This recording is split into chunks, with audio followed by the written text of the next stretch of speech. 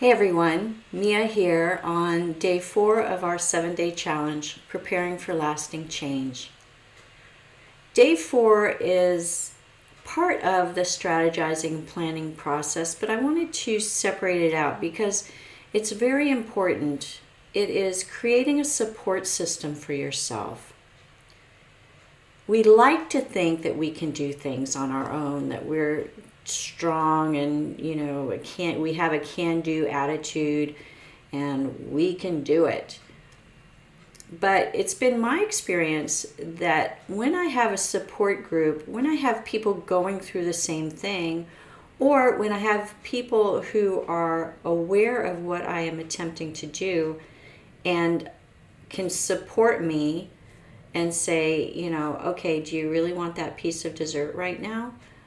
And call me on my stuff, then it's much better for me because I will usually let myself off the hook and say, oh, I'll do it tomorrow. So it really helps to have that accountability and that support system when we don't feel motivated and don't feel that we can do the work. Now, hopefully, working on the belief system will make us feel worthy, as well as reviewing the benefits that we're going to get, give us that motivation. But support really adds that extra layer in that we don't feel that we're alone. Now, you can enlist your family. Family is very important, especially if you're trying to create a lifestyle change around nutrition. You don't want your family to all of a sudden say, what is this green stuff on my plate?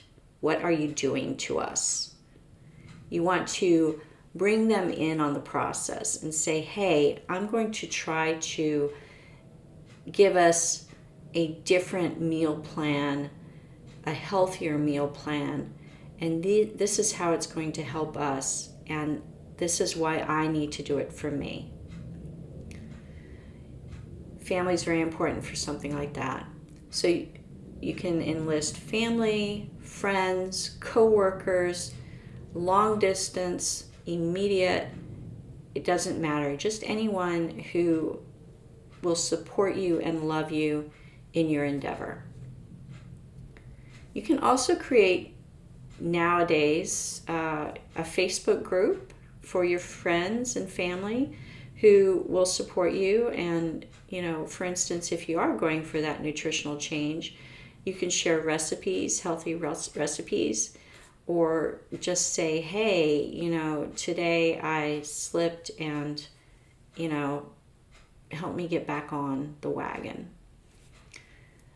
You can also, on some apps, you can create a group there and see each other's progress, especially if they are trying to do the same thing, and be accountable that way. And you don't have to physically do the activity with the person, which is kind of nice because we all have different schedules.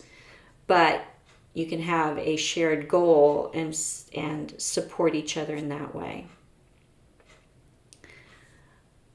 Another thing to take into account is we like to have rewards. We like to get that gold star. So reward yourself when you've actually done the activity. And then also when you've met your various levels of progression. It's really important to recognize when we have done well.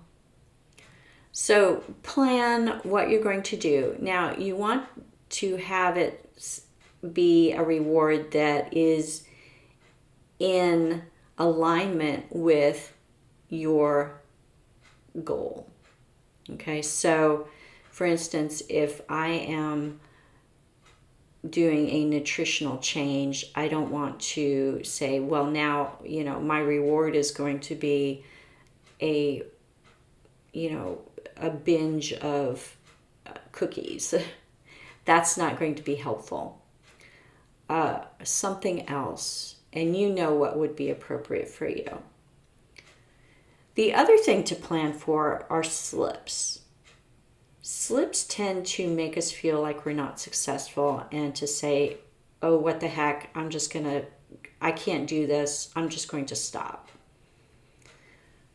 Slips are just slips. We can get back on anytime we want. So, no, again, this is a good time to review your belief system, review the benefits to you, to talk to your friends who you've enlisted, your support group. Really, get that momentum back. And you can journal about what made you slip. Really dive into what made you do this. Why did it happen? How did it happen? And try to prevent it from happening again.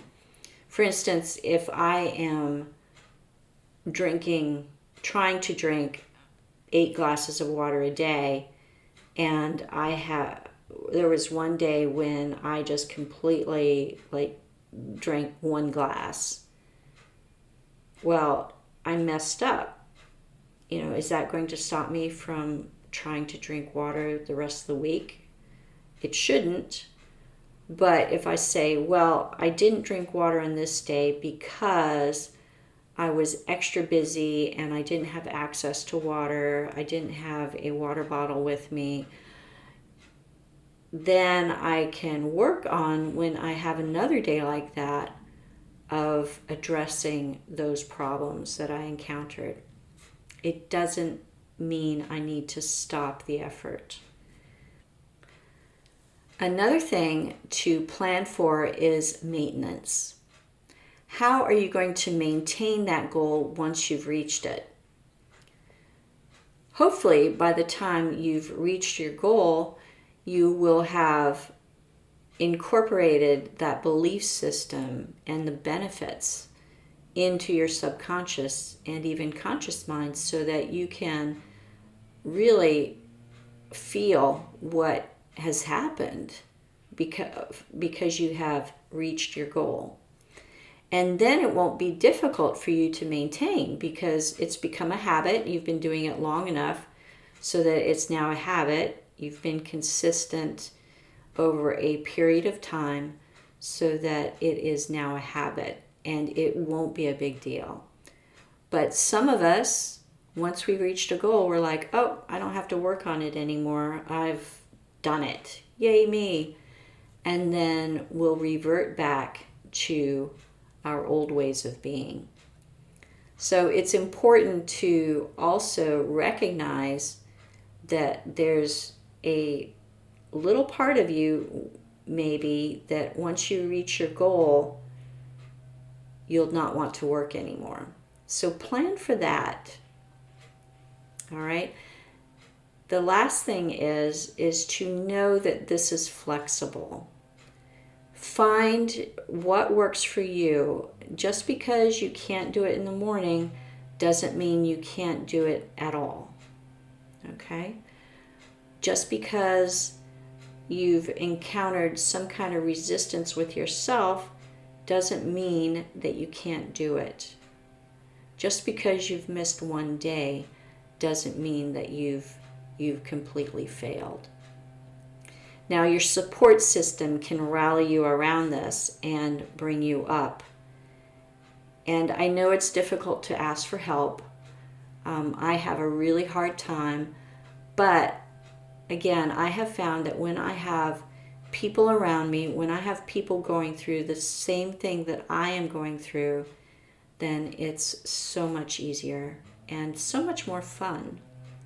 So bring fun into it, bring joy into it with your friends, with your family, and